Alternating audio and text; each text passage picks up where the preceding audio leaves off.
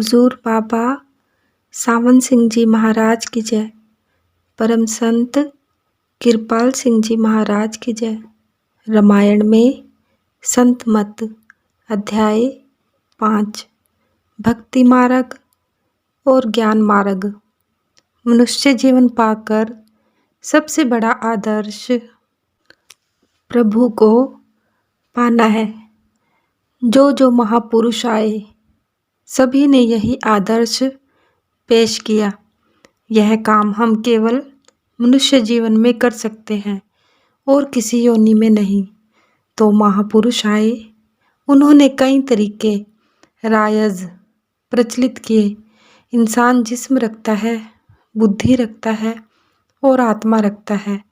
जिस्म करके कर्म योग वगैरह मार्ग प्रचलित किए गए। बुद्धि करके ज्ञान योग प्रभु को पाने का जरिया बना। तीसरे आत्मा करके उसको पाने का यत्न किया है। यह 3 तरीके हैं जो महापुरुषों ने बयान किए हैं। जिस्म करके तो ताल्लुक है कर्म योग का और बैराग का, समझे। बुद्धि करके ज्ञान का और आत्मा करके ताल्लुक है परमात्मा का। आत्मा परमात्मा की अंश है, जिससे यह बिछुड़ी पड़ी है। हर एक जूज अंश अपने असल स्रोत से मिलना चाहता है। हमारी आत्मा चेतन स्वरूप है, महाचेतन प्रभु की यह अंश है। मन इंद्रियों के घाट पर घेरी पड़ी है। अगर यह इधर से आज़ाद हो जाए, इसकी कुदरती रगबत लगाव अपने असल की तरफ, परमात्मा की तरफ है। तो 3 ही तरीके रायज प्रचलित किए गए परमात्मा को पाने के। कर्मयोग भी आखिर कहाँ खत्म होता है, जहाँ नेह कर्म हो जाए। जब तक यह जानता है कि मैं कहने हार हूँ, मैं करता हूँ, नेक कर्म करे या बद कर्म करे, दोनों ही में इसको बंधन है। तो भगवान कृष्ण ने फरमाया, नेक और बुरे कर्म दोनों ही जीव को बांधने के लिए एक जैसे हैं। जैसे सोने की बेड़ी और लोहे की बेड़ी। जब यह जाने मैं किच्छू करता, तब लग गर्भ जून में फिरता। भगवान कृष्ण जी ने गीता में कर्म योग का उपदेश दिया अर्जुन को, मगर अर्जुन नेह कर्म ना हो सका। जब महाभारत का युद्ध खत्म हो गया तो सिवाय युधिष्ठिर के सबको नरक दिखलाया गया। यह इतिहास में आता है। नेह कर्म कब होता है इंसान? जब अंतर की आँख खुले। यह देखो कि प्रभु ही सब कुछ कर रहा है, मैं नहीं कर रहा। काठ की पुतली क्या करे, बपरी खिलावन हारो जाने। समझे। यह कब बनेगा? जब यह को वर्कर सह कार्यकर्ता बनेगा परमात्मा का। तो कर्म योग जब तक नेह कर्म ना हो, बंधन का कारण है। बड़ी साफ बात है। इसके बाद ताल्लुक संबंध है ज्ञान का।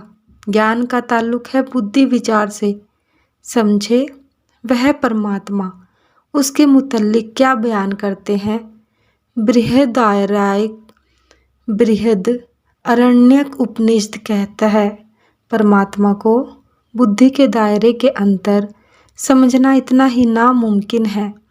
2 मिसालें देते हैं। जैसे शराब पीने से प्यास का बुझना नामुमकिन है, जैसे रेत में से तेल का निकलना नामुमकिन है, इस तरह बुद्धि के दायरे के अंतर उसका लाना नामुमकिन है। यह बुद्धि का विषय नहीं। इंद्रियां दमन हो, मन खड़ा हो और बुद्धि भी स्थिर हो, तब आत्मा का साक्षात्कार होता है। बुद्धि से निष्कर्ष निकाल सकते हो, इसके परे कुछ और होना चाहिए, इस नतीजे पर पहुंच सकते हो। मगर प्रभु का पाना भी दूर है। इंसान के अंतर में कई कोश हैं। एक तो अन्नमय कोश है, एक प्राणमय कोश है, मनोमय कोश है, आगे विज्ञानमय कोश है। यह सारे कोश हैं। आगे आनंदमय कोश है, कई कोश हैं। तो जिस्म और प्राणों का ताल्लुक कर्म योग से है और ज्ञान योग भी एक पर्दा है। यह सब राम में ही है। यह नतीजा निकलता है या निकाला है, देखा तो नहीं ना। देखना किसका काम है? आत्मा का। आत्मा कब देखेगी? यह प्रेम का स्वरूप है। परमात्मा प्रेम है, आत्मा उसकी अंश है, यह भी प्रेम का स्वरूप है। तो प्रभु के पाने का जरिया साधन भी प्रेम ही है। प्रेम आत्मा के अंतर कुदरती खासा स्वाभाविक गुण है। प्रेम आत्मा के अस्तित्व में है। जब यह आत्मा बंधनों से आज़ाद हो तो प्रेम उभर उभर कर बाहर निकलता है। तो सारे महापुरुषों ने यह बयान किया है कि परमात्मा के पाने के दो रास्ते प्रचलित हैं, एक ज्ञान मार्ग और दूसरा है भक्ति मार्ग। गीता में भगवान श्री कृष्ण जी ने भक्ति मार्ग को और ज्ञान मार्ग से भक्ति मार्ग को ज्ञान मार्ग से श्रेष्ठ बतलाया है। आप पढ़िए गीता, उसके 6 अध्याय में कहते हैं, इन सब योगियों में उसको अच्छा और ऊंचा समझता हूँ जो मुझे घट में बसाकर श्रद्धा और भक्ति से मेरे ध्यान में भजन में लगा रहे। और 9वें अध्याय में 3 श्लोक में साफ साफ कहा कि ज्ञान भी श्रद्धा के बगैर असंभव है। ज्ञान में भक्ति ना हो तो ज्ञान भी नहीं मिलता। तो इसलिए वह मालिक इंद्रिया करके नहीं जाना जा सकता और ना ही बुद्धि विचार करके प्राप्त हो सकता है। वह केवल भक्ति करके पाया जा सकता है। सारे जप तप भक्ति बिना होते हैं। यह गीता का सिद्धांत है और सारे महापुरुष यही कहते हैं। अब देखना यह है कि और महात्माओं ने क्या कहा। रामकृष्ण परमहंस थे, वे कहते हैं कि ज्ञान वैराग और भक्ति यह 3 ही साधन है उसके पाने के। वैराग का ताल्लुक कर्म कांड से है, ज्ञान का ताल्लुक बुद्धि विचार से है। सोचे सोच न हो वही जे सोची लखवार। It is not a subject of thought. लिखा लिखा की है नहीं, देखा देखी बात। यह अनुभव करने का सवाल है। अनुभव कौन करेगी? आत्मा। कैसे करेगी? इसके अंतर जो जातीयत में निज अस्तित्व में प्रेम शामिल है। प्रेम के जरिए भक्ति कहो, प्रेम कहो, इश्क कहो, यह तीनों एक ही के नाम है। जब तक यह अंतर में जो अब फैलाव में जा रहा है यक्षु एकाग्र ना हो, जैसे एक नली हो उसमें 9 सुराख हो, उसमें पानी बह रहा हो, एक एक कतरा सुराखों से बाहर बहता है, टपकता है। अगर सारे सुराख बंद कर दो तो एक सुराख खुला रहे, उससे धार मारकर पानी निकलेगा। और भक्ति का खासा गुण है यकसुई एकाग्रता। प्रेम कहो भक्ति कहो, बात वही है। तो किसी समाज में रहो, अपनी जो फैलाव में आई सूरत है, यह जो प्रेम का स्वरूप है बाहर जगह जगह पर लग रही है। अगर इसे समेट लो, जो एक जगह यकसु कर लो, यह ओवरफ्लो करेगी, उभर कर निकलेगी। और वह भाव ही जो इसके अंतर है वह परमात्मा से मिलाने वाला है। तो भक्ति योग इसलिए सबसे ऊंचा माना गया है। रामकृष्ण परमहंस थे, वह फरमाते थे कि ज्ञान और वैराग यह 2 नौकर हैं, वजीर हैं प्रभु के दर पर, और भक्ति उसकी पत्नी है। समझे, वजीर जब भी जाएगा मकान के अंदर बादशाह सोया है, जब तक बादशाह बुलाए नहीं उसे इजाज़त नहीं, वह अंतर जा नहीं सकता, बैठा इंतजार करेगा। भक्ति उसकी स्त्री है, 7वें कमरे के अंतर भी सोया हो वहाँ भी जा पहुँचेगी। यह मिसाल दी है। तो मतलब क्या है कि भक्ति योग सबसे आसान है, इससे वह रसाई होती है जो किसी और जरिए से नहीं होती इतनी जल्दी। तो इसका मुकाबला रामायण में आगे यहाँ और महापुरुषों की वाणी लेते रहे हैं। आज आपके सामने रामायण में से भक्ति और ज्ञान का मुकाबला पेश किया जाएगा। मजमून बहुत लंबा है।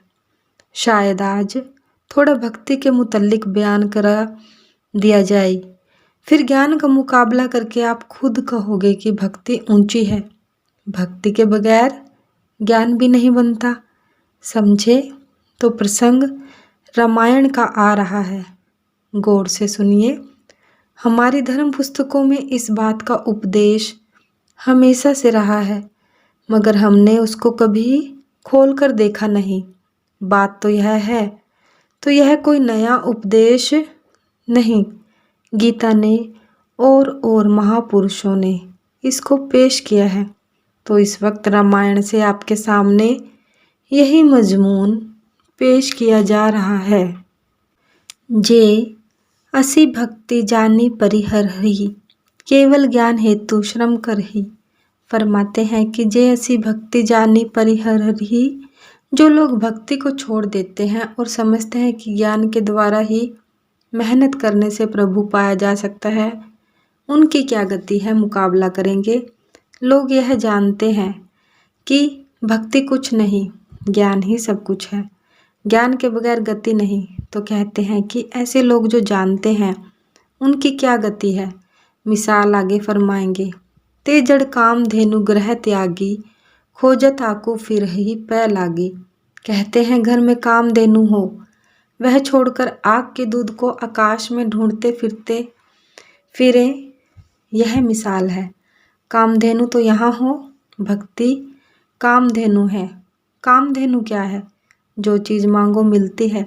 भक्ति एक आ जाए ज्ञान उपज जाता है। भक्ति एक आ जाए हवाले होके नेह कर्म हो जाता है। भक्ति एक आ जाए सबसे ताल्लुक ला ताल्लुक हो जाता है, बैराग हो जाता है। प्रेमी सच्चा बैरागी है, प्रेमी सच्चा एकांती है, बैराग करने की ज़रूरत नहीं। यह सारे फल भक्ति में आ जाते हैं। तो यह ऐसे हैं जैसे कामधेनु को छोड़कर आकाश पर आग के दूध को ढूंढता फिरे। यह तुलसीदास जी की वाणी है। आगे बयान करेंगे। असल बात क्या है कि भक्ति कैसे उत्पन्न हो। भक्ति के माने हैं प्रेम। समझे, यह भक्ति संस्कृत धातु भज से निकलता है। भज के माने हैं भजना, सेवा या आराधना करना, पूजना।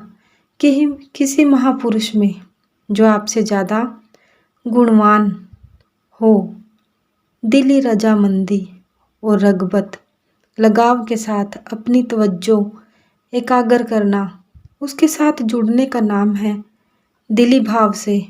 किसी को गुणवान समझकर अपने से ज़्यादा दिली तवज्जो के साथ उससे लगने का नाम भक्ति है। यह है भक्ति का इजहार। भक्ति कैसी है, इसका रूप क्या है? गुरु नानक साहब पहली पातशाही ने फरमाया, आपे भक्ति भाव तू आपे मेल मिलाए। हे प्रभु, तू आप ही भक्ति का स्वरूप है। परमात्मा प्रेम है और आप ही प्रेम के जरिए अपने साथ मिला सकता है। प्रेम इंसान की जातियत निज अस्तित्व में शामिल है। यह हर एक इंसान के अंतर में है। इसका खासा गुण स्वभाव है, कहीं ना कहीं लग कर रहेगा। इस वक्त कहाँ लगा पड़ा है? जिस्म के साथ, बाल बच्चों के साथ, रुपए पैसे जायदादों के साथ। जितनी देर इनसे जुड़ा रहे यह सुखी, जब वह हटे या हटा ली जाए तो दुखी। तो महापुरुष यह कहते हैं कि ऐसे से भक्ति पैदा करो जो फना से रहित हो। मेरा भाई सदा सुहागिन वर पाया अविनाशी। ऐसा वर मिल गया जो हमेशा अविनाशी है। तो इसलिए सब महापुरुष यही कहते हैं, हरि भक्ति हरि का प्यार है। हरि की भक्ति किसको कहते हैं? हरि का प्यार दिल में आना। जे गुरुमुख करे विचार, यह भक्ति कैसे मिल सकती है? अगरचे गुरुमुख होकर इसका विचार करो। मनमुख का प्यार मन इंद्रियों के घाट पर बाहरी फैलाव में रहेगा। अगर गुरुमुख होकर करोगे, कहेगा कि तुम्हारी आत्मा प्रभु के अंश है, प्रभु से प्यार करो। यही भक्ति। माफ़ करना अगर मिसडायरेक्टेड हो जाए, गलत जगह लगे, तो हमें दुनिया में लाने वाली है बार बार। हम दुनिया में बार बार क्यों आ रहे हैं? हमारी मोहब्बत दुनिया में, दुनिया के सामानों में है। यह मोहब्बत अगर गुरमुख से बन जाए तो दुनिया में दोबारा क्यों आओगे? तुम्हारी आत्मा का आधार परमात्मा है। तुम्हारी आत्मा उसी के अंश है। इसको उससे जोड़ दो, तुम हमेशा के लिए सुखी हो जाओगे। नहीं तो क्या? गुरु अमरदास जी फरमाते हैं, पाखंडी भक्ति न होवई, दुविधा बोलूं खुआरू। यह दिखावे का मजमून नहीं, यह दिल का सवाल है। जिसके दिल में भक्ति हो उसकी आंखों से भक्ति टपकती है। उसकी याद करने से बेअख्तियार दिल भर आता है। आंसू बहने लग जाते हैं। मुख से बोले नहीं, आंख देत है रोए। यह निशानी है भक्ति की। भक्ति कहो, प्रेम कहो, वो ऐसी बाहरी दिखावे की भक्ति नहीं। माफ़ करना सिर मारने का नाम भक्ति नहीं। भक्ति का ताल्लुक हमारी आत्मा से है, समझे? ज्ञान का ताल्लुक हमारी बुद्धि से है। कर्म वैराग यह वो का ताल्लुक हमारे जिस्म से है। भक्ति का आत्मा से, आत्मा का दर्जा दोनों से ऊंचा है। उसी के आधार पर दोनों चीज़ें चल रही हैं, समझे? क्योंकि भक्ति का ताल्लुक सीधा आत्मा से है, जो इसका आपा है, जातियत है। इसलिए सबसे बड़ा साधन है भक्ति। वह साधन है जिससे करके रूह ऊंची होकर प्रभु में जा समाती है। यह कह दो, जब प्रेम उभर आता है तो बाहरी जिस्म, जिस्मानियत के ख्याल, मैं तू के ख्याल, ऊंचे नीचे के ख्याल सब हट जाते हैं। प्रेम भाव, भक्ति भाव दुनिया में देखो राजाओं को तख्त से उतार कर तख्ते पर बिठा देता है। देख लो, भक्ति एक बड़ा ऊंचा जज्बा भाव है। यह हमारी आत्मा को इतना ऊंचा करता है कि प्रभु में समा सकता है और प्रभु अलौकिक मंडलों से उतरकर रूह में आ समाता है। जिसको रखोगे दिल में, कशिश होगी कि नहीं? रखो किसी को दिल में, बसो किसी के दिल में। जिसको अपने दिल में बसाओगे, बार बार उसकी भक्ति होगी। प्यार का खासा गुण क्या है? लगातार याद, समझे? जिसकी लगातार दिल में याद हो, प्रतिक्रिया होगी कि नहीं? एक तो आत्मा को बाहरी ताल्लुकात से यह उभार देता है। रूह परवाज, उड़ान करती है। जहाँ एक जगह लगन लगी होना, हजारों से बैराग हो जाता है। हजारों में बैठा एकांती हो जाता है। तो बाहर फैलाव से हटकर यकसुई में आकर इसमें उभार पैदा होता है। प्रभु में जा समाती है और जिसकी याद दिल में बसाता है बेअख्तियार, तो प्रभु उसकी आत्मा में अलौकिक मंडलों से उतरकर इजहार करता है, ओवरफ्लो करता है। नारद जी बतलाते हैं कि भक्ति ईश्वर के लिए परम प्रेम है। वह प्रेम का रूप है परमात्मा। परमात्मा खुद प्रेम है। प्रेम है तो हमारी जातियत निज अस्तित्व में शामिल हमारी आत्मा में रचा बसा है। मगर फैलाव से हटे तो उसमें प्रेम ओवरफ्लो करेगा। अपने आप हर एक चीज़ अपने असल की तरफ जाना चाहती है। एक बत्ती लो, उसको जला लो, उसका शोला लो, उसके ऊपर जाएगी, क्योंकि उसका मम्मा स्रोत सूरज ऊपर है। उल्टा करो तो भी शोला ऊपर जाएगा। तो आत्मा प्रभु की अंश है। अगर बाहर से हट जाए तो इसका रुख हमेशा ऊपर रहेगा। इसके बढ़ाने के लिए क्या काम करना होगा? उभार की ज़रूरत है। थोड़ा आत्मा को उभार मिले। जो हमारी आत्मा इस वक्त फैलाव में जा रही है, इसको यकसु एकाग्र करने के लिए थोड़ा उभार चाहिए। यकसु होगी तो बेअख्तियार जितनी यकसुई में जाएगी उतना प्रेम ओवरफ्लो करेगा। तो यही महापुरुषों ने बयान किया। रविदास जी साहब फरमाते हैं, एक जगह साची प्रीति हम तुम संग जोड़ी, और क्या तुम संग जोड़ अवर संग तोड़ी। समझे उसका नतीजा आखिर क्या हुआ? भक्तन हो बन आई। भक्ति या प्रेम भक्तों का ही काम है। तन मन गलत भय ठाकुर सियो आपन लिए मिलाई। मन तन सब धन सब उसकी याद में हवन हो गया। तन मन की सुध ना रही, यह भक्ति का खासा है। जब ऐसी भक्ति ओवरफ्लो करे इंसान के अंतर, तो यह हद में है ना, वह बेहद में मिलने का जरिया बन जाता है। इसलिए सब महापुरुषों ने जब उसका प्रभु का जज्बा उनके अंतर उभार में आया है तो क्या फरमाया? मुँह मालन सियु प्रीति बनी। हे प्रभु, जब प्रीति बन गई तोरी न टूटे। और क्या कहते हैं? छोरी न छूटे। ऐसी माधो खींच तनी। जब छोड़ने लगे तो छूट नहीं सकती, तोड़ने से टूट नहीं सकती। अरे जहाँ प्रेम लगकर टूट गया वह प्रेम नहीं है। समझे मेरी बात? वह तो व्यापार है। हमारे लोगों का प्रेम क्या है? माफ़ करना, किसी से प्रेम बना। जब तक किसी से गर्ज हुई प्रेम है, ना रही तो कैसा प्रेम? भक्ति आत्मा का खासा गुण है। जब इसमें उभार प्रभु करती है तो प्रभु के साथ प्रेम हो जाता है। अगर दुनिया में काम करता भी है इंसान तो उस प्रभु की खातिर करता है। वह ऐसी लगन लग जाती है जो कभी छूटने में नहीं आ सकती।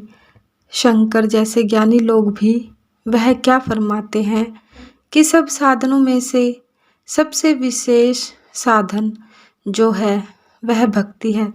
मैं इसलिए पेश कर रहा हूँ कि भक्ति मार्ग सब महापुरुषों ने बताया है।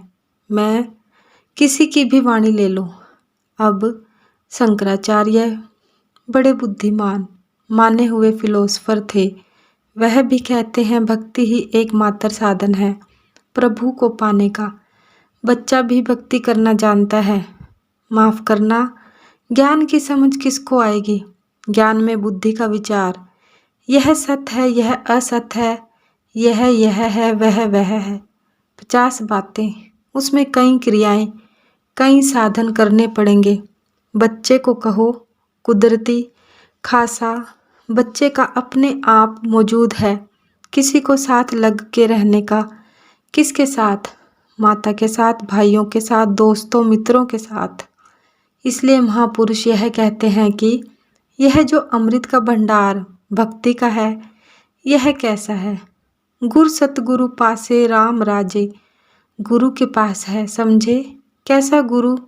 जो सतगुरु है, सत का स्वरूप है, वह कैसा है? गुरु सत्य गुरु सच्चा साहू है। सिख के अंतर वो प्रकट कर देता है।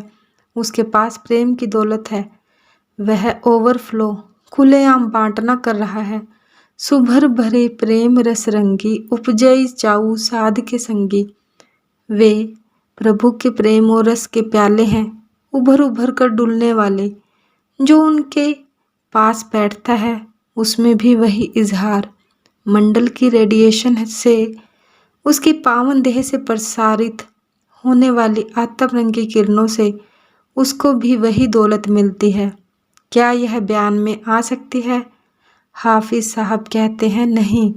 कलम रा ओ जबान रा न बवद की बेहतर इश्क गोए बाज के कलम को यह ताकत ही नहीं दी गई है कि प्रेम को, भक्ति भाव को बयान कर सके। बताओ आपके अंतर प्यार हो, किन लफ्ज़ों में बयान करोगे? कोई लफ्ज़ नहीं। कहते हैं कि कलम को ताकत ही नहीं दी गई।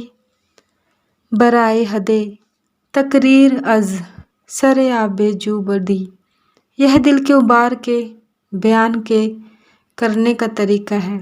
भक्ति भाव जिसके साथ हो कितना मीठा लगता है, कैसा खांड जैसा।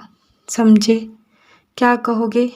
माता जैसा, पिता जैसा, अरे भाई जैसा वो बयान में आ सकता है।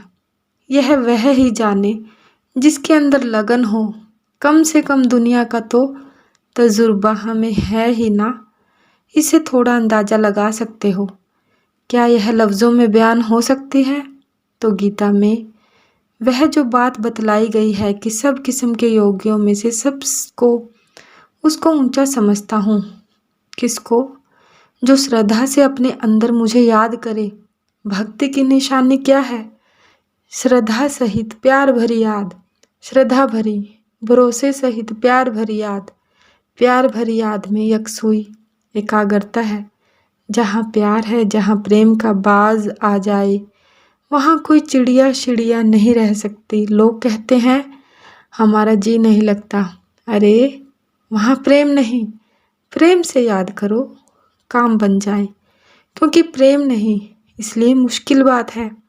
आप देखेंगे जब एक बार भगवान श्री कृष्ण जी गोपियों से दूर चले गए, गोपियाँ बड़ी विरह और सोज संताप में जल रही थी, तो उद्धव को भेजा कि जाओ उनको थोड़ी ज्ञान ध्यान की बातें सुना आओ।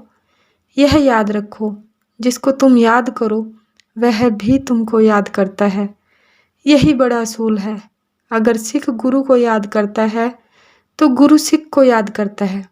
सतगुरु सिख कऊ जिए नाली समारे।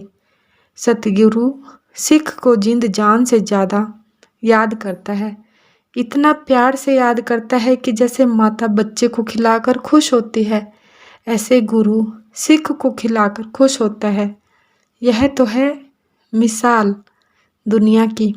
यह भी भद्दी मिसाल, इससे हजारों गुना ज़्यादा मीठा लगता है। पिता बच्चे को कितना मीठा लगता है, बयान कर सकते हो? बच्चों को अंदाज़ा नहीं कि पिता को बच्चे कितने प्यारे हैं। वह अपना सब सुख आराम यह वह कुर्बान करता है, फिर नाम नहीं लेता है कि क्या किया, किए का। तो शिष्य को इतना पता नहीं कि गुरु उसे कितना प्यार करता है। वह समझता है कि मैं ही उसको प्यार करता हूँ। प्यार की निशानी क्या है? हर वक्त उसकी याद रहे। जैसे सीने में छुरी लगी हो, वह भूल नहीं सकता दर्द उसका। ऐसे कलेजे में जो कसक हो वह भूल नहीं सकता। भगवान कृष्ण जी उद्धव को कहने लगे, ए उद्धव, गोपियों ने मुझे अपना दिल दिया है। जहाँ दिल लग गया वहाँ जिस्म गया, वहाँ जान गई। तन दादन ओ जा दादन ओ इमा दादन। सरमत से पूछा गया, अरे तुझे क्या मिला भक्ति भाव में? कहते हैं तन भी दे दिया, जान भी दे दी और ईमान भी चला गया। सूदे दिगर चू नमी दानम की है चिस्त। और इससे ज़्यादा क्या? सब बोझ हल्के हो गए। अब बंधन कौन रहा? कोई भी नहीं। तो कहते हैं कि गोपियों ने मुझे दिल दिया है, मैं उनका प्राण हूँ। वे अपने शरीर की सब क्रियाएं मेरी खातिर भूल चुकी हैं। प्रेम में कायदा है, वहाँ कोई नमाज या टीके लगाने की याद रह जाती है, बनावटें बनानी याद रह जाती हैं। प्रेम में तो तन बदन की सुध नहीं रहती। तो महापुरुष कहते हैं सुध नहीं है तन बदन की कि अपने आपे से जा चुके हैं। प्रेम में खासा गुण है, वहाँ जिस्म का बनाना कहाँ रहता है, ख्याल ही नहीं रहता। तो कहते हैं ऐसी हालत उनकी बन चुकी है, मुझे उनका ख्याल है, जिन्होंने दुनिया के सब फर्ज मेरे चरणों में अर्पण कर दिए हैं। अपनी धर्म पुस्तकें पढ़िए तो कहाँ भगवान कृष्ण ने गोकुल की नारियों ने मुझे सबसे प्यारा समझा और मेरी जुदाई में व्याकुल हैं। जब वे मुझे याद करती हैं तब तन बदन की सुध नहीं रहती। यह प्रेम की निशानी है। गुरु रामदास जी साहब फरमाते हैं, हो आकिल बिकल भई गुरु देखे। गुरु को देखने से अपनी सुध बुध भूल जाता है, जिस्म जिस्मानियत भूल जाता है। उसमें एक रूहानी कशिश है जो आत्मा को खींचती है। जहाँ हुस्न नहीं वहाँ इश्क भी पैदा नहीं होता। बुलबुल गुले दीवार पर शादा नहीं होता। जहाँ फूल खिले होंगे वहाँ बुलबुल चहचहाएगी। अगर दीवार पर फूलों की तस्वीर बना दो, कभी कोई बुलबुल चहचहाएगी? अरे जिसमें आत्म रंग है वो आत्मा को आत्म रंग की किरणों से खींचता है। तो जो उसकी याद में रहते हैं, कुदरती तन बदन की होश ना रही। अरे बैराग धारण करके बाहर जाकर भी फिर खाने पीने का जिक्र रहता है। देख लो, मैंने थोड़ा तजुर्बा किया है। शाम के वक्त फिर खाने को आ जाते हैं, रोटी चाहिए। अरे भाई, अगर इतनी प्रेम लगन हो, घर बार छोड़ा, बैराग लिया, खाना मिले ना मिले, क्या सवाल है। तो प्रेम में खासा आप देख रहे हैं क्या बन जाता है। तो इसलिए कहते हैं, मेरे बगैर वो गोपियाँ ज्यों त्यों मेरे वापस आने का इंतज़ार में दिन काट रही हैं। इंतज़ार बड़ी बुरी है, याद रखो, दो ही मुश्किलें हैं। एक शायर कवि कहता है, दो मुश्किलें हमने देखी दिल के लग जाने के बाद, एक तेरे आने से पहले, दूसरी तेरे जाने के बाद। यह लगन का सवाल है, जिसके अंतर में इतनी प्रबल लगन है प्रभु की। अरे भाई, वह दुनिया में आएगा बार बार। तो भक्ति भाव सबसे बढ़कर है। कहते हैं, वो मेरे साथ एक हो चुकी है, मैं उनमें से एक हूँ। प्रीतम और प्रेमी एक ही जैसा है। प्रेम गली अति सांकरी, ता में दो ना समाए। दो नहीं ठहरते, एक रूप रहते हैं। गुरु और शिष्य को भी एक होकर रहना पड़ता है, मगर जिस्म जिस्मानियत की सुध नहीं। वो जिस्म के बनाने संवारने में नहीं रहते। वह आत्मा एक महवियत मग्नता में चली जाती है। उसी महवियत का नाम है प्रेम। वहाँ सुध बुध कहाँ रहती है। तो बात समझ रहे हैं आप। उद्धव ने योग का उपदेश दिया, उसको भेजा कि जाओ उनको थोड़ा उपदेश आओ, उपदेश दे आओ। वो उपदेश देने के लिए गए तो उन्होंने कहा, हे उद्धव, तुम जो आए हो उपदेश देने को, बड़े सुंदर उपदेश दिए तुमने। ज्ञान ध्यान बहुत छांटा है, हमने भी सुन लिया, मगर हम क्या करें। हमारा तन मन उसकी भक्ति में भरपूर हो रहा है। मर्तबान में समुंदर नहीं समा सकता। इसी तरह श्याम सुंदर के केवल मुखड़े के दर्शन के लिए आंखें तरस रही हैं। उन्होंने ज्ञान ध्यान दिया कि वह तुम्हारी आत्मा की आत्मा है, तो कहने लगी, हाँ भाई ठीक है, माना कि तू दिल के खलबत कवह में है मकी, मगर जरा सामने आके तू बैठ जा कि नज़र को खुए एक मजाज है। अरे भाई, ज्ञान ध्यान तूने सब कुछ दिया, तू यह बता, जो आंखें हमारी तरस रही हैं उसके पाने को, उसके लिए क्या इलाज है। घर बार छोड़ा, जंगलों की राह ली, आगे ही हम एकांती हैं। हमारे दिल दिमाग से दुनिया निकल चुकी है, तो बड़े प्यार से समझा रहे हैं। आखिर क्या कहते हैं, उद्धव जाओ, योग की शिक्षा उनको दो जो भगवान से बिछड़े पड़े हैं। प्रेम में दो से एक रूप हो जाता है। दसम गुरु साहब ने फरमाया, दो ते एक रूप हो ही गयो, चितना भयो हमरो आवन को, ज्यों त्यों कहीं के मोही पठायो। प्रेम का गुण है दो से एक रूप हो जाना। योग में चित्त वृद्धि का निरोध होगा, बाहर का त्याग और बैराग होगा, तब यह अवस्था आएगी। वह भी चित्त वृद्धि का निरोध होगा, क्योंकि आत्मा का जो प्रेम खासा है वह उभरेगा। आगे मिलने का सामान एक कदम और आगे होगा।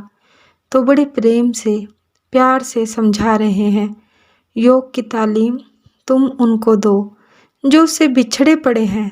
हम तो देख रहे हैं कि उसका हमारे से सदा का मिलाप है। हमारा प्यार श्याम सुंदर के साथ हमेशा जुड़ा है। महापुरुषों ने कहा, प्रेम गली अति सांकरी, ताम में दो ना समाए। मैं भक्ति भाव पेश कर रहा हूँ। भक्ति भाव किसको कहते हैं? प्यार को। वो प्यार भरी याद से शुरू होगा। किससे? उस परमात्मा से जो हमारी आत्मा की आत्मा है, जिनके अंतर में प्यार ठांटे मार रहा है। उनकी सोहबत से भी वह रंग हमको मिलता है जो उनके रोम रोम में प्रसारित हो रहा है। भक्ति एक बेअख्तियार स्वतः स्फूर्त जज्बा भाव है। इसमें कशिश है जो अपने प्रीतम की तरफ बेअख्तियार खींच कर ले जाती है। इसको प्रीतम के साथ रसाई और उसमें इकमिक होने अभेद होने का एक रस बन जाता है। दो ते एक रूप हो गई, ना आपने अपने आप की सुध रही ना उसकी। यह खासा किसका? आत्मा का, ज्ञान का खासा। इन्फर करके निष्कर्ष निकालना है, एक होना नहीं। आप देखेंगे कि कर्म योग का बैराग का अपना काम है, ज्ञान योग का अपना काम और आत्मा का अपना काम। ज्ञान योग विज्ञानमय कोश से ताल्लुक रखता है और एक आनंदमय कोश आत्मा से ताल्लुक रखता है, और आनंद एक पर्दा है जो महवियत में चला जाता है। तो यह है भक्ति, यह किसी बुद्धि विचार का नाम नहीं। याद रखो, मोहब्बत के जज्बे का नाम है। इसमें अकल को दखल नहीं, इसमें बेअख्तियारी की एक कशिश है जो किसी देखे अनदेखे की तरफ उसे खींचे ले जाती है। भक्ति में श्रद्धा का होना बहुत जरूरी है। अगर श्रद्धा नहीं तो भक्ति काहेगी? भक्ति उसकी, मैंने अभी कहा था, किसी गुणवान अपने से श्रेष्ठ की, जिसके अंतर आत्म अनुभव है, उसकी तरफ जो कशिश उसके अंतर में हो रही है, वह प्रभु बैठा ही कर रहा है। तो प्रभु के लिए कशिश जो है, इसकी खिंचावट का नाम है भक्ति। यह दृढ़ होने पर श्रद्धा की सूरत अख्तियार करेगा। Faith is the root cause of all religions. श्रद्धा सभी धर्मों का आधार है। ज्ञान में फेथ नहीं, माफ करना, देखा ही नहीं। इन्फ्रेंस निष्कर्ष है, हो या ना हो तो दोनों ही सूरतें हैं। ज्ञान में दो चीती दुविधा बनी रहती है। मेरा यह व्यू मत है, हो सकता है इन्फ्रेंस निष्कर्ष ठीक हो सकता है, गलत हो तो feelings, emotions and inferences they are all subject to error. महसूस करना, भावावेश या निष्कर्ष निकालना, इन सब में गलती की संभावना है। सीइंग इज अबव ऑल, देखना ही सर्वोपरि है, सबसे ऊपर है। यह खासा आत्मा का है जो आखिर भक्ति में बदल जाता है। डिवोशन, भक्ति या फेथ, श्रद्धा के बाद भक्ति और प्रेम में जाग उठती है। भक्ति में दुनिया की ख्वाहिशात नहीं होती। पहली बात, विषय विकार, इंद्रियों के भोग रस बिल्कुल उड़ जाते हैं। सच्चा प्रेम आत्मा का खासा है। प्रेम प्रभु से जुड़ने से उसको पाकर सब कुछ पाया हुआ हो जाता है। उसके प्रेम में महव होकर बाहरी जिस्म जिस्मानियत की बनावट, मैं तू इंद्रियों के भोग रस नहीं रहते, कम हो जाते हैं। यह खासा है कुदरती प्रेम का। और जहाँ जिसका प्रेम हो उसकी क्या गति होती है। सारी ख्वाहिशात मिटकर एक प्रीतम के पाने में बदल जाती हैं। एक रूलिंग पैशन जबरदस्त जज्बा बन जाती है। नतीजा क्या हुआ? और किस चीज़ के पाने की जरूरत नहीं रहती। शंकराचार्य ने इसलिए कहा, हे मालिक, तेरे और मेरे में भेद नहीं है, तो भी मैं तेरा ही हूँ, तू मेरा नहीं। समुंदर की लहर होती है, लहर का समुंदर होना नामुमकिन है। कुदरती है कि मैं तुझ में हूँ, तू मुझ में है। आखिर इन्फ्रेंस करके बुद्धि विचार से निष्कर्ष निकालने के बाद वहाँ पहुँचता है। यहाँ भक्ति द्वारा डायरेक्ट सीधे उसमें लय होना है। सोहंग, जैसा तू है वैसा मैं हूँ। I and my father are one. जैसी मैं आवे खसम की बाणी, तैसड़ा करी ज्ञान वे लालो। मैं पना नहीं रहता, तू पना रहता है। तू करता है, तू भया मुझ में रही न हूँ। जब आपा पिर का मिट गया, जित देखा तित तू, एक नज़ारा इसका देखे। गुरु नानक साहब की ज़िंदगी में वे मोदी खाने में थे, तोल तोल कर चीज़ें दिया करते थे। एक दिन लेने वाले आए, तोल कर माल डालने लगे। 1 2 3 4 5 6 7 8 9 10 11 12 13 13 का 13 के 2 माने हैं, एक 13, एक 13 के माने मैं तेरा हूँ। आत्मा में यह उभार था कि मैं तेरा हूँ। 13 में महवियत हो गई। 13 13 करते तोलते ही चले गए। समझे, यह अवस्था बन गई। लोगों ने शिकायत की कि मोदी खाना लुटाया जा रहा है। भाई जाओ हिसाब करो, तुम मारे जाओगे। खैर हिसाब हुआ। प्रभु भक्तों का रक्षक होता है। वहाँ कहते हैं कई चीज़ें फालतू निकली उसके मोदी खाने में, तो तेरा यह जज्बा है। दशम गुरु साहब थे, महवियत में बैठे। जमी तू ही, जमा तू ही, मकी तू ही, मका तू ही, जलस तू ही, थलस तू ही, नगस तू ही, नजस तू ही तू में जाते। आखिर तू ही तू ही तू ही। 3 दिन इसी जज्बे में रहे। मैं यही पेश कर रहा हूँ कि भक्ति एक ज़बरदस्त जज्बा है। आसान से आसान, बच्चे से बूढ़ा तक कर सकता है। सिर्फ यह प्रेम भक्ति का जज्बा गलत जगह लग रहा है। इसकी अब वह लगन, वह आत्मा की कशिश या भक्ति भाव इसके जिस्म और जिस्म के ताल्लुकात के साथ लगने के कारण कई टुकड़े हो चुके हैं। कोई कहीं गिरा, कोई कहीं गिरा, कोई कहीं गिरा। जब सब तरफ से हटकर एक जगह हो जाए वह उभरेगा। वह बुत परस्ती मूर्ति पूजा कैसे शुरू हुई पूजा? ठाकुर बना लिया, तवज्जो को यकसू करने के लिए मूर्ति बनाई गई और कोई मतलब नहीं था। सब तरफ से हटाकर यह ठाकुर है, यह परिपूर्ण परमात्मा है। उस जज्बे को यकसू करने के लिए, प्रेम के उभार के लिए था। मतलब कुछ और था, बन कुछ और गया। आखिर वे लोग क्या करते थे? जब यकसू हो जाती थी तो फिर नासिका के अग्रभाग में आते थे। यहाँ से चढ़कर 2 भ्रू मध्य, फिर नीचे चक्रों में, फिर चढ़कर ऊपर जाते थे। असल बात क्या थी? बन क्या गई? सांप गया निकल तू लकीर पिटाकर। तो यह है भक्ति का राज। प्रभ जी तू मेरे प्राण आधारे। इन लोगों के आप शब्द और बाणियाँ पढ़ो, अजीब प्रेम के रंग में रंगी पड़ी होती हैं। नमस्कार डऊअति, नमस्कार दंड उति वंदना, अनेक बार जाऊ बारे। हजारों बार तुम्हें उठत बैठत सोवत जागत, यही मन तुझे चितारे। हर वक्त हे प्रभु तेरी याद, तू मेरी ओट बल बुद्धि, धन तुम ही मेरे परवारे। तो भक्ति प्रेम हवाले करना जानता है। Love knows service and sacrifice. प्रेम देना जानता है। अगर हम प्रेम करना सीख जाएंगे तो दुनिया में दुख क्यों रहेगा? सबको दोगे ना। किसकी खातिर? उस प्रभु की खातिर। हम लेना जानते हैं, हर कोई लेना जानता है, इसलिए कशमकश बढ़ रही है। अगर देना जान जाए तो सुख हो जाए सबके लिए, तो प्रेम दूसरों को खिलाएगा जैसे माता बच्चों को बड़े प्यार से खिलाती है। अगर सारे इसी तरह सारे माता की तरह सबको खिलाना सीख जाएं तो आप कभी भूखे रह जाएंगे नहीं।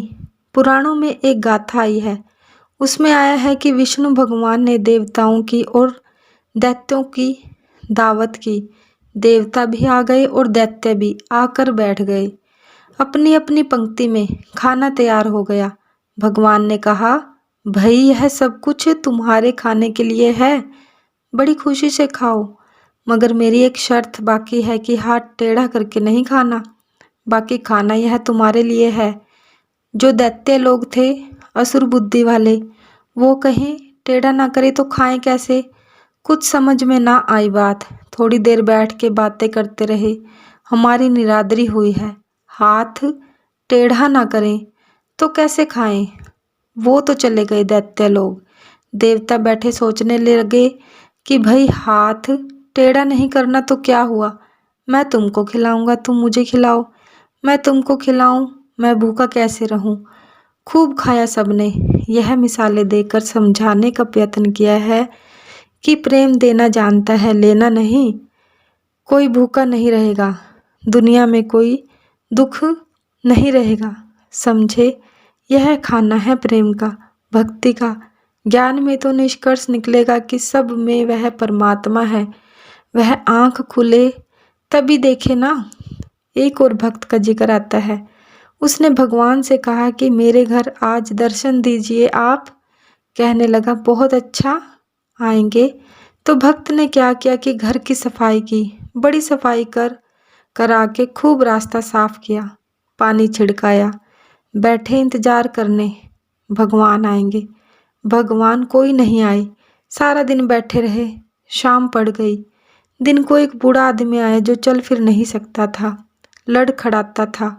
रोटी दो, हाय रोटी दो, भूख लगी है। वह बूढ़ा आया और चला गया। शाम तक भगवान ना आए तो भक्त ने कहा, पूजा में बैठे भगवान, आपने इकरार किया आने का, आए नहीं।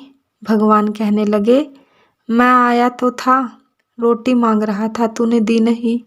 अगर देना सीख जाए, सुख हो जाए कि नहीं, क्या पता किस भेष में वह प्रभु आ जाए। तो इसलिए जो भक्ति भाव का जज्बा है ना, वह बड़ा जबरदस्त है। जब तक भक्ति नहीं, विश्वास नहीं बनता। विश्वास की पहली निशानी है भक्ति भाव बनता है। वह कब होगा, जब तुम किसी को समर्थ पुरुष जानोगे। अधूरे पर कभी फेथ, श्रद्धा नहीं आ सकती। याद रखो, जैसे एक आदमी हो, सख्त बीमार हो, जिंदगी का खतरा है, डॉक्टर को बुलाते हैं। डॉक्टर कहता है कि भाई तुम्हारी जान खतरे में है, तुम्हारा ऑपरेशन किया जाएगा, शायद तुम मर जाओ, मैं जिम्मेवार नहीं, तुम लिख दो। वह अपनी अजीज जान उसके हवाले करके लिख देता है कि अगर मैं मर जाऊं तो कोई फिक्र नहीं। इसका नाम है फेथ। किस तरह हुई, किसी को समर्थ पुरुष जानकर उसके हवाले करना। Faith is root cause of all religions. श्रद्धा सारे सच्चे परमार्थ की बुनियाद, नींव है। जैसे मकान नहीं बनता जब तक बुनियाद ना हो, इसी तरह विश्वास ना हो किसी काम में कामयाबी नहीं। तो बड़े प्यार से समझा रहे हैं भक्ति के बारे में कि भाई जो भक्ति को छोड़कर केवल ज्ञान ही पाने में मेहनत करते हैं, उनकी गति ऐसी है जैसे कामधेनु को छोड़कर आग के दूध की तलाश कोई करे। यह तुलसीदास जी फरमा रहे हैं, सुनु खगेश हरि भक्ति बिहाई, जे सुख चाहही आन उपाय। कहते हैं, हे गरुड़ सुनो, प्रभु की हरि की भक्ति को छोड़कर जो किसी और तदबीर उपाय से सुख को हासिल करना चाहते हैं, वे जाहिल मूर्ख हैं। पहली बात, जो सुख को चाहे सदा शरण राम की ले, वह परिपूर्ण परमात्मा है। जो उसके साथ लगेंगे हमेशा के सुख को पाएंगे। ना वह मरे न होवे सोग, ते सठ महा सिंधु बिखु तरनी, पैरी पार चाही जड़ करनी।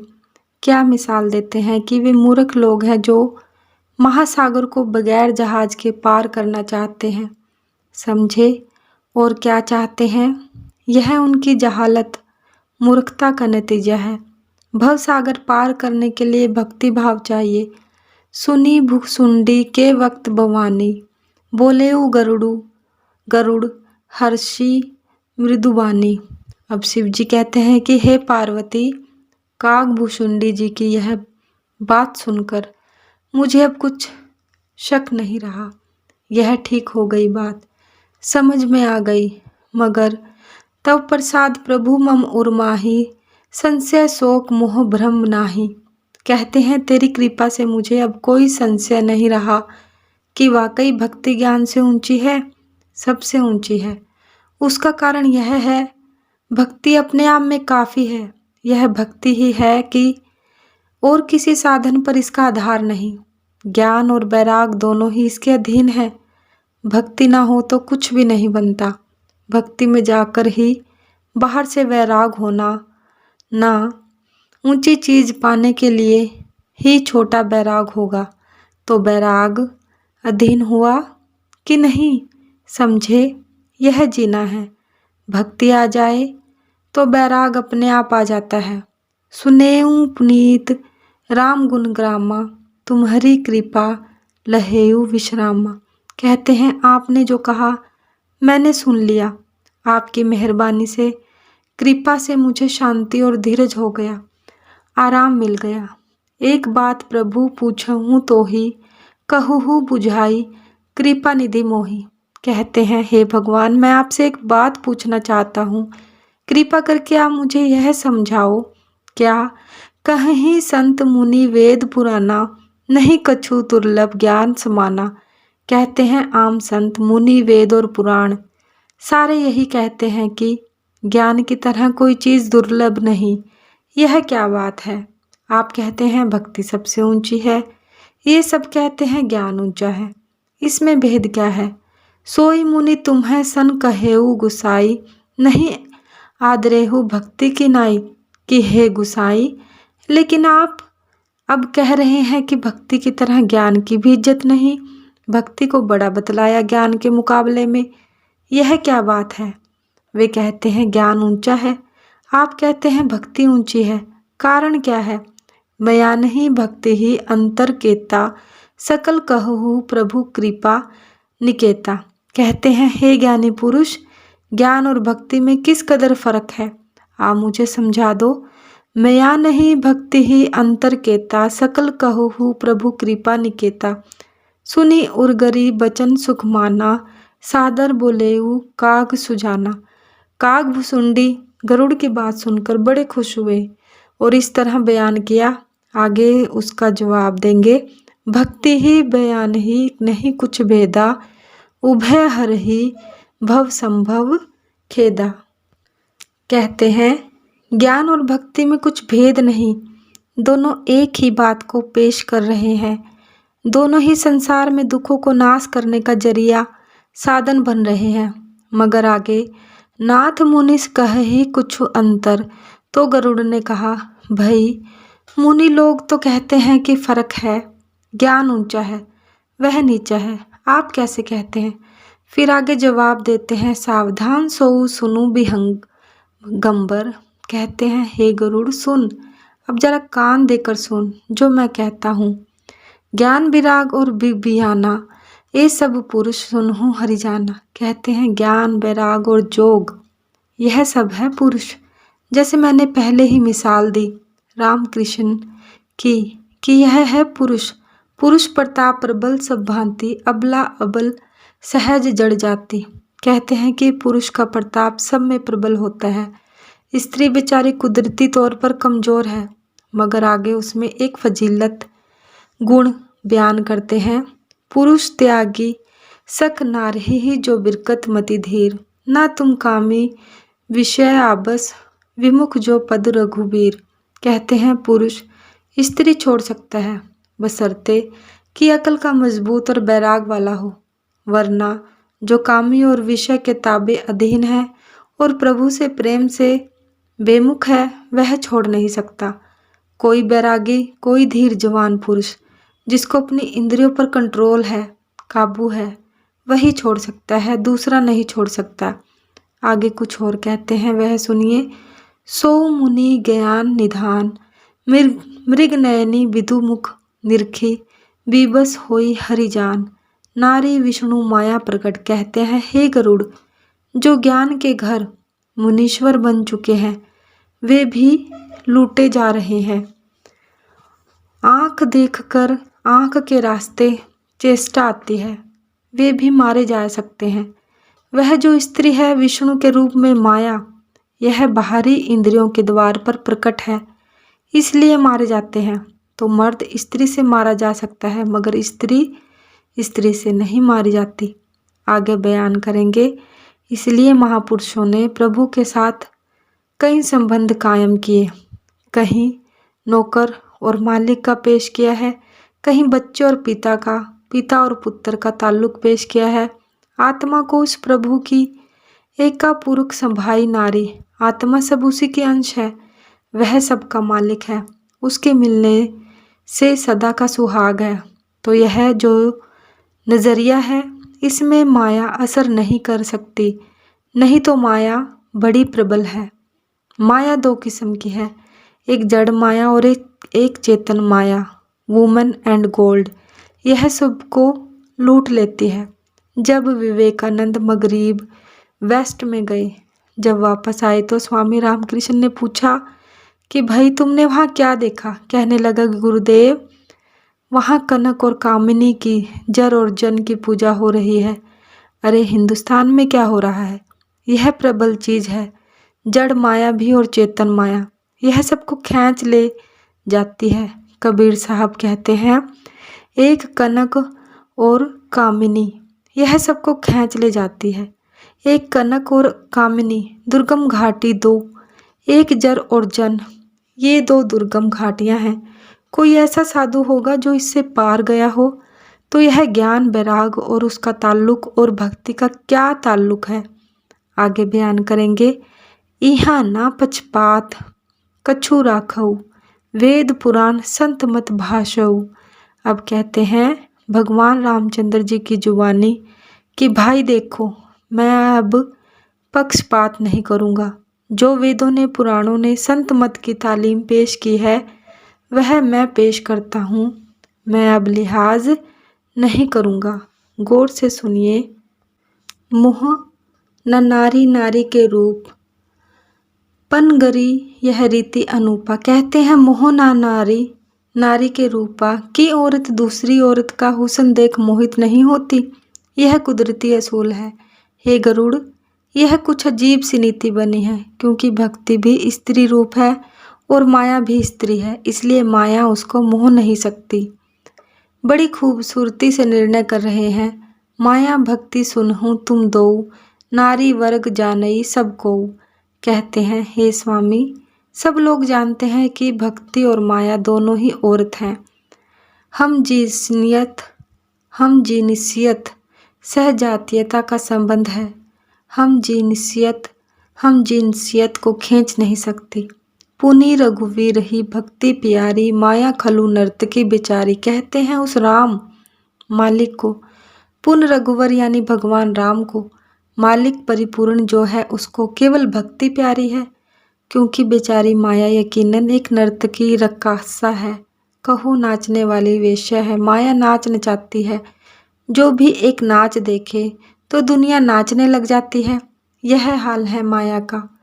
दुनिया को नचा रही है सबको, पढ़े लिखे लोगों को, ज्ञानी को, सबको खतरा है इससे।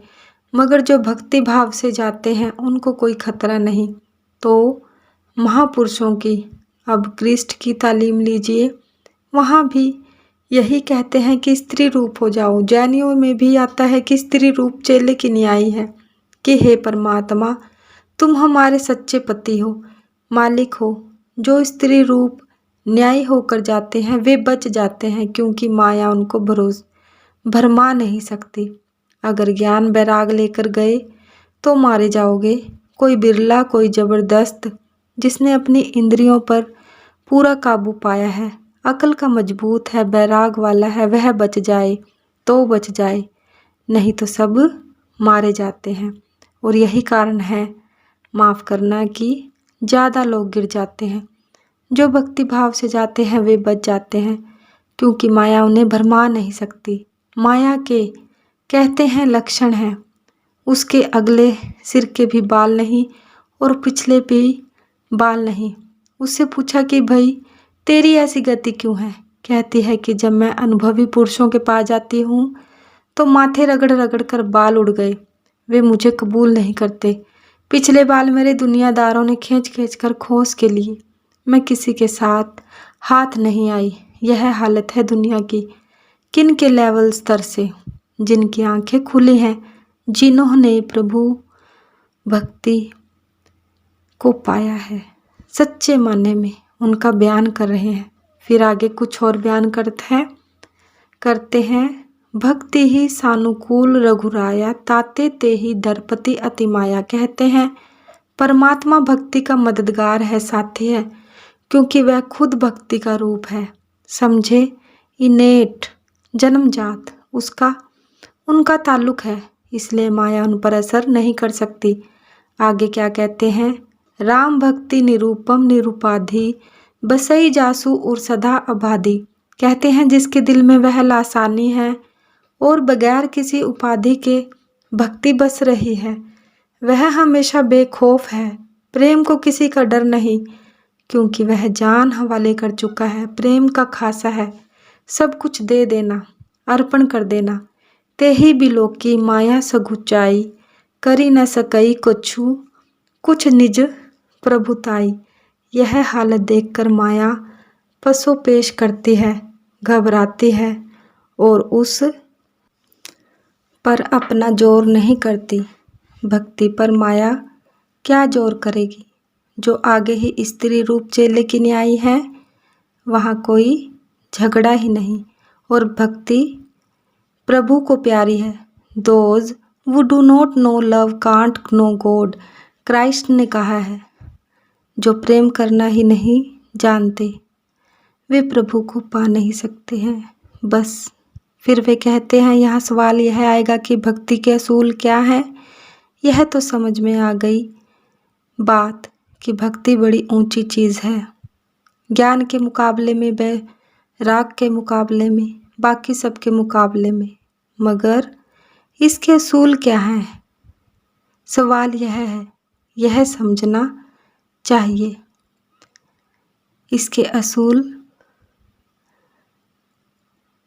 भाग 2 में, इसके असूल रामायण के संत मत भाग 2 में पढ़े जाएंगे।